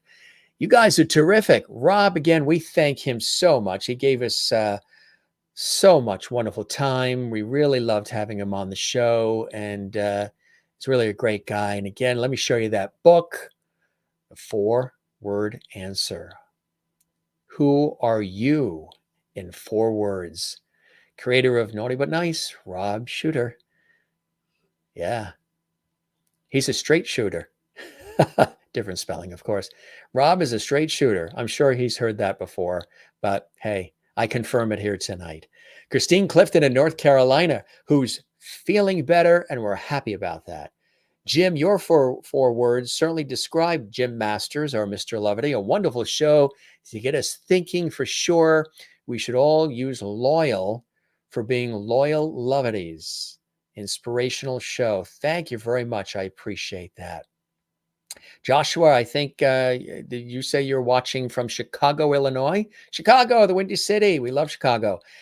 I have yet to have deep dish pizza in Chicago, Illinois. I cannot believe. And one of the shows I've hosted over the years, a lifestyle travel TV series, we go to restaurants and cook with the chefs. And I've had lots of New York pizza coming from New York and other areas, but I've had New England clam chowder and cheesesteak sandwiches in Philly, good Mexican in San Diego, pizza I've had in Venice, Italy, yes, and stroopwafels in Amsterdam, but I have not had Chicago pizza yet. I cannot believe that. I gotta have that. I have to have that. Gotta have it. And Maureen says, my angel mom instilled these 4 things in us: faith, family, food, and fun. Yes, we carry these on every day, hoping to make her proud. Oh, you sure do, Maureen. Those are good ones. And Sherry Larson, who's with us and has been with us throughout the evening. Thank you, Jim. What a great guest tonight. Good night, all. Love and hugs from Kansas, in the heartland there, Kansas. You know, I've been, speaking of food, Sherry, I've been to Wichita. I was on a television shoot in Wichita at Wichita State University. I interviewed a nurse and professor in the birthing unit. We did a whole thing about the first 33 months of life. It was actually a television news feature for a television news magazine show that I host in New York with my co-host Doug Llewellyn from the People's Court. And they flew us out to Wichita, Kansas, and we spent the day filming at Wichita State University. And it was really terrific. Learned all about the importance of the first 33 months of life and how crucial that is for a baby, how the baby has to, skin to skin touch, how the baby has to be, placed between the mother's bosoms for the warmth and the love and the care, and kangaroo care, as opposed to carrying the baby in like those car seat things, carrying the baby right here, how in the first 33 months, that makes such a major difference in the child's life. And I became an expert in that just doing that television news feature. I've been telling everybody about, let me tell you about the first 33 months of an infant's life and how important they are, and why there's certain things that the parents need to do right away and stick to it. Crucial. Wichita, we got a chance to go to a really cool place. Everybody said, now Rob would actually love this. Maybe he's probably even been there. They said, here's a place that, you're a television person, Jim, so you got to go there. And the other people who are in the public eye have been there, so you got to go. It's a must when you visit Wichita, Kansas. I said, well, what would it be? I said, we're looking for a good breakfast place. They said, you got to go to the Doodah Diner. The Doodah Diner in Wichita. All right. So the camera guy, who was a friend of mine, he and I went there for dinner, and not dinner, for breakfast. And what a hearty breakfast. Boy, you'd have to like swim in the ocean from here to Europe to work that breakfast off. They really, that sausage gravy and everything. Ooh, but what was really cool when we were at this, talk about celebrity, when it ties in nicely to what we're talking about here. When we were at the Wichita Diner, called the Doodah Diner in Wichita, um, there were these women who came into the diner and they were dressed to the nines. I mean, they were really jewels, pearls, beautiful. They looked stunning. But they all came in.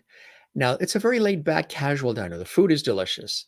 If you guys are watching in Wichita, we love you at the Doodah Diner and hope to be back there again. Hopefully, we'll get another TV shoot or visit again, and we'll come back to Kansas. So uh, we're in the diner, and the women are grabbing some of the tables and they're pushing them all together in the center of the restaurant. So Mike, who is the videographer who was with me on assignment for the television news feature, he's a good place to eat. Absolutely famous, really famous. And I've stayed in touch with them too. They're wonderful people. It's a family business. And I love family business. I love off the beaten path places a lot of times. So what happened was the women who were dressed to the nines were putting all these tables together, and they were very serious about it. And then they all sat around the tables and they all started talking and gossiping and ordering all this food right in the middle of the diner for breakfast in the morning. So when the server came over, we asked her, we said, what's happening? Or, should we get the camera out or should we start filming? Is this, something that we could feature? We're here we're a TV crew. And she leaned over and she says, no, no, no. She said they meet almost every day, and they feel like they are the real housewives of Wichita. And then, like the Real Housewives of Beverly Hills and Atlanta and New Jersey and New York and all the rest. So they feel that they are the Real Housewives of Wichita, and they meet almost every day, and they dress to the nines, and they talk about who and what is going on in the town and this neighbor and that. And it's like a gossip fest over breakfast. It's just so cool, really cool. I did not expect that, right there, but it was really, really cool. So it sort of ties into the story of gossip and all. Hey, Jen Barry's here from Allentown, Pennsylvania. Hey, lovelies. So you haven't been feeling good, very sore hand, out cold tonight. Catch y'all later. Well, the fact that you are really a lovely, the fact under those conditions that you had to check in and let us know that you're here and you're watching, even though you're not feeling well, I give you another lovely award, Jen Barry in Pennsylvania. You're amazing. You're really amazing. Good night too, and I hope you feel better soon. Good night, everyone, and enjoy the rest of your night from Mary Bishop, who's watching in Pine Island, Florida. So, oh no, your doorbell will be ringing with pizza deliveries now. Anybody wants to send some pizza from Chicago, we will take it. Yes, yes, yes, yes. Oh, that's cool, Joshua. You know why? We just had my birthday party. My birthday was Friday, and we had 10 surprise special guests who were previous guests who popped on. And then we had legendary comedian Judy Tenuta, who came on the show, and she's going to be returning for her birthday on our show on Friday, November 5th as a special guest. And we had that light, boom, right there. Now, normally it's a stagnant light, just like a studio light, and it's blue. So for the birthday party, we wanted, we changed some things around. We had balloons and decorations, and I was in a sparkly jacket, and I had the hair pulled back with a happy birthday hat. It was fun, and we had an awesome time. It was a 4 hour 4 hour live show. It was an extravaganza JMS special, and everybody was here, and people are still watching it in the archives, and I really appreciate that. We said, you know what, let's change that out. Let's put a light that has multicolors, because sometimes we change colors around here, and you can definitely say our set is very colorful. And You should see it at Christmas time. You should see it Valentine's. You see it St. Patrick's Day. We really go all out with our entertainment, lifestyle, variety talk show. So we were going to take that out. That we were going to, just put the regular light back in there. Matter of fact, if you see things moving around, those are the balloons. They were right here behind the guitar, which had a big panda. Linlin was here. The big panda Linlin was here. And of course, the guitar is usually there. Those balloons were front and center. They're back there now. You can see the silhouette of them with the red light. But up there is usually the blue light. I'm throwing these lights off by doing this with my hand. It's trying to white balance the, usually when you're using a camera or a light, you put a white sheet of paper in front of it, and it's called white balancing. It sort of balances out the light with the lens. Those of you who are in this industry or photographers or whatever, you know what I'm talking about, especially with video cameras and television cameras. So we were going to do that. And I said, you know what? There. Nobody got a chance to see it on the birthday because the balloons that were behind the panda, that was where the guitar is now, the balloons were right there. The happy birthday balloons. They sort of rose as the night went on to the top, and they blocked it. So we went through all that trouble, went the extra mile, put in the multicolored light, studio light that's changing like that. And nobody saw it. So I said, you know what? To heck with it. Last night, I think was it last night? We said, leave it in and let's see if people notice it and if people like it, or if it's a distraction or something. And right off the bat, everybody said, I love that light that's changing those beautiful colors, the multicolors. So last night, everybody voted for it because I like to bring in the viewers. That's how we decided to spell the word lovety, Love, even though technically it's not grammatically correct. We know that. But I threw it out there to the audience. I said, you guys decide. Lovety, Lovity. How should we spell it? Everybody said, keep the E in because they don't want to ruin the word love.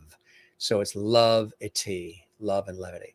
With the light, last night we said, why don't we leave it in since nobody saw it on the big birthday show, and let's see if people say anything, and everybody did. They loved it. So cool. That's the long version of the answer to what you're saying. So Joshua, there you go. There's a whole story to that light that you're liking in the top left corner.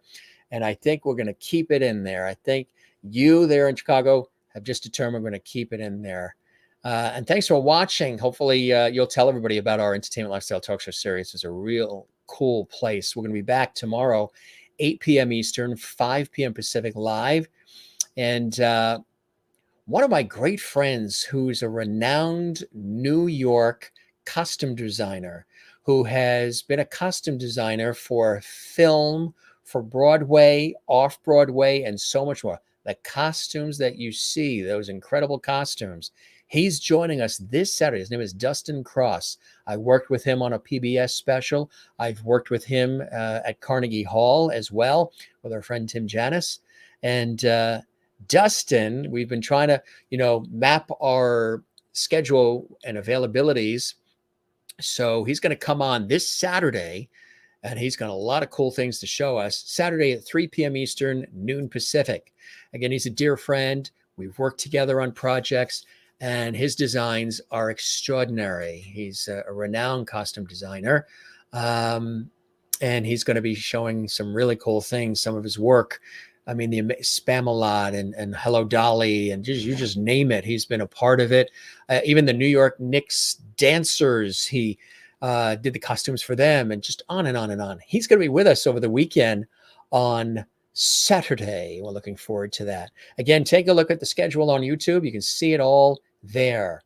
Thank you, Joshua, for the birthday greetings. I appreciate that, and all those birthday emojis. That's really cool. We love that. Thank you very much. Jen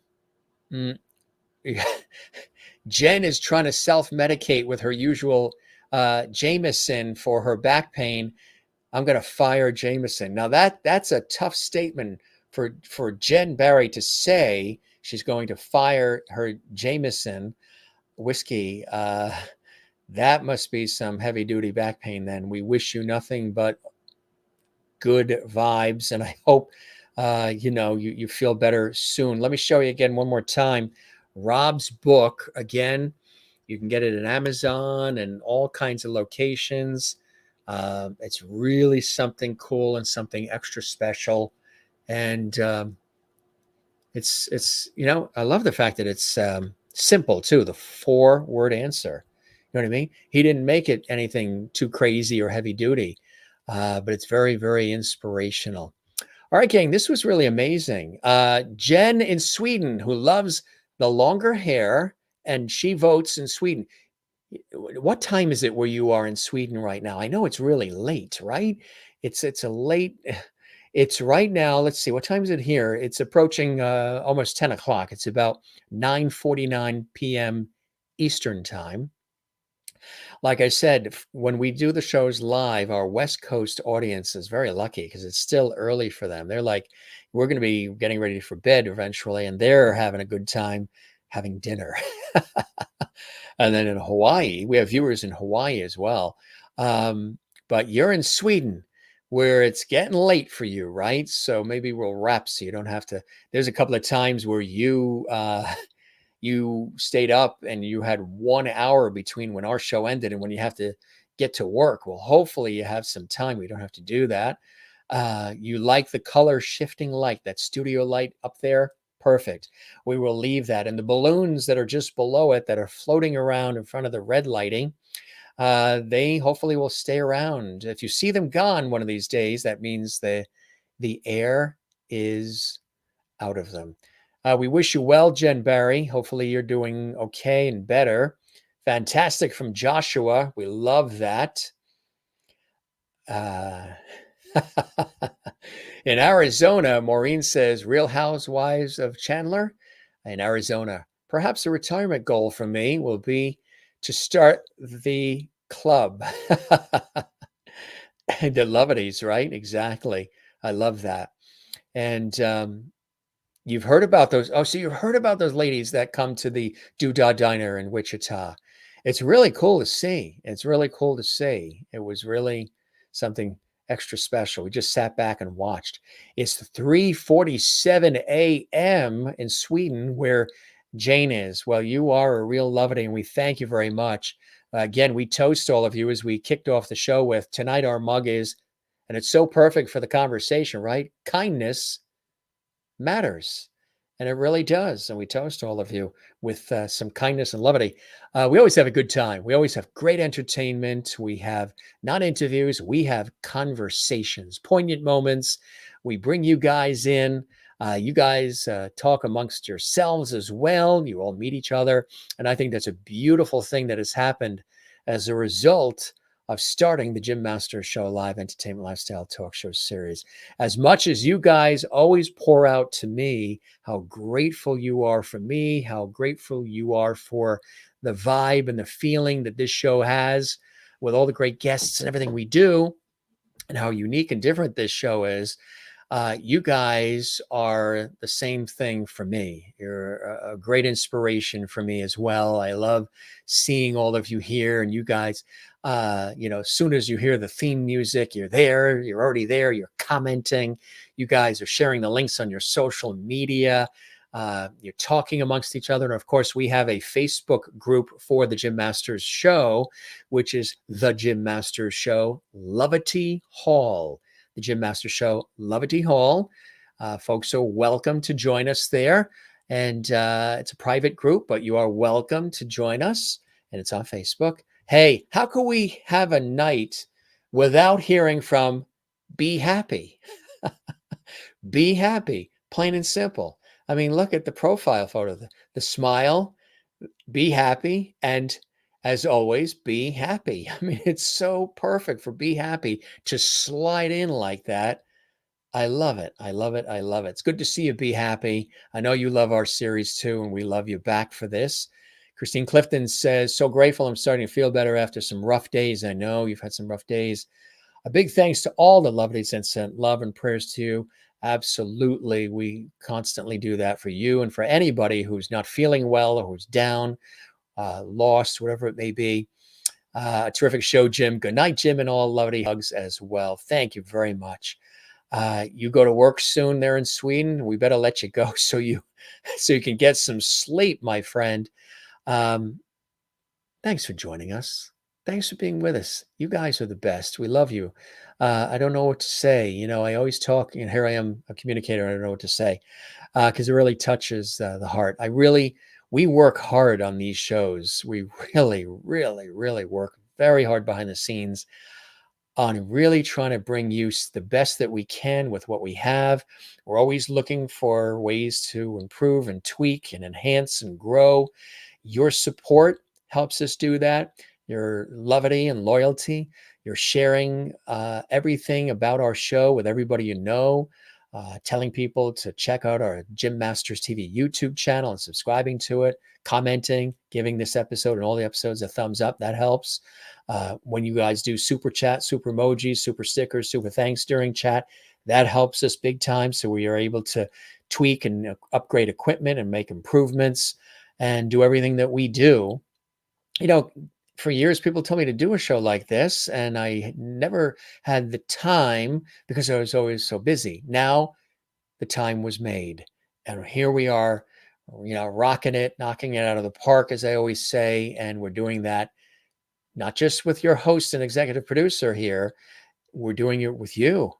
And we're doing it together. And we're doing it with all the amazing guests who grace our presence, like Rob Shooter tonight and Donnie Most from Happy Days, and just everybody who's been with us, some really amazing people who have opened up about their lives. Have you noticed that when people come on the Jim Master Show live, they feel so at ease, so comfortable that they share things they didn't even think they were going to share. They have so much time, and maybe we think we were going to, Rob and I said we would chat. Initially, Rob said we'll chat maybe about 20, 30 minutes because he didn't want to overstay his welcome. And I said, Rob, you can never overstay your welcome with us.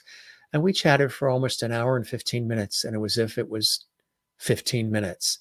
That's what we do here on this show. And it's natural, and it's authentic, and it's organic, and it's real, and it flows. So, hey, we may do some visual tweaking as we've done. We got our new snazzy show open and close and theme music and graphics and all these things that we take care of on our end.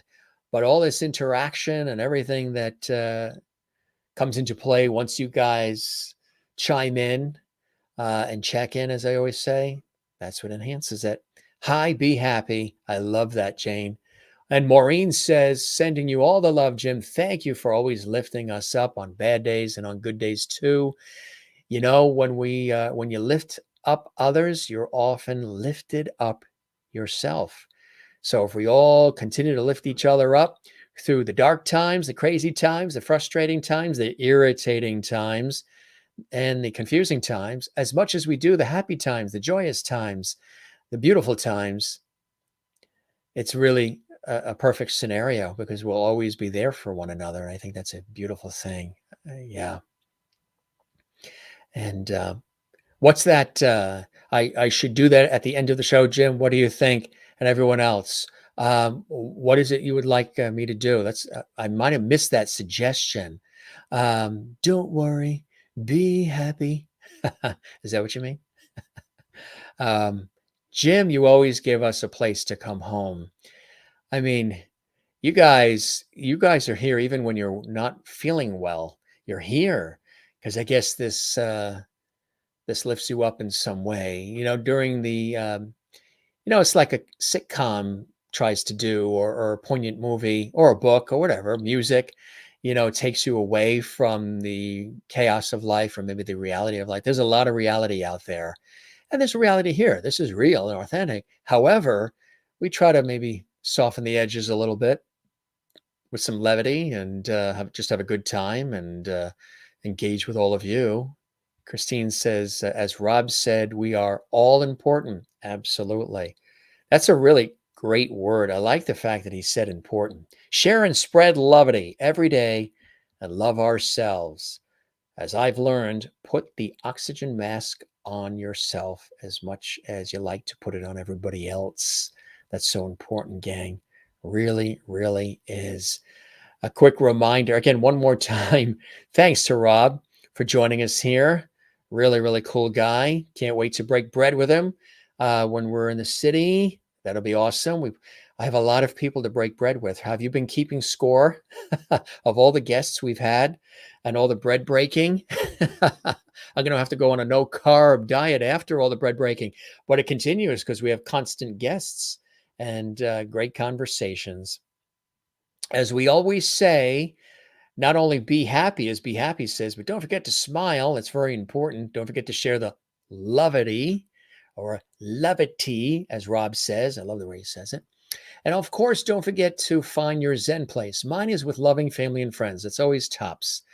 And we have a lot of birthdays this week. Mine was Friday. My brother-in-law's birthday is today. So happy, happy birthday to my sister's husband. My brother-in-law, they're in Florida. They're all coming up from New York, from Florida to New York. We're having a big family gathering on Sunday. Relatives, family, dinner, more birthday cakes. We're going to have another, I think, for my birthday. And then one of my best friends in New York his birthday was Sunday. My brother-in-law's birthday is today. And my nephew and godson's birthday is Sunday, all in this stretch. Boom, boom, boom, boom. Lots of birthday cake. We cleared out the birthday cakes we had here. We had posted some Facebook photos of the birthday cakes. They're gone, including the one that had the 3 chocolate cupcakes on it. Remember that? We showed that during the birthday show and on Facebook. For those of you watching, you can find me on Twitter, Instagram, and Facebook at Jim Masters TV. We also have a Facebook group again for this series, The Jim Masters Show, Levity Hall, and of course our YouTube channel, Jim Masters TV.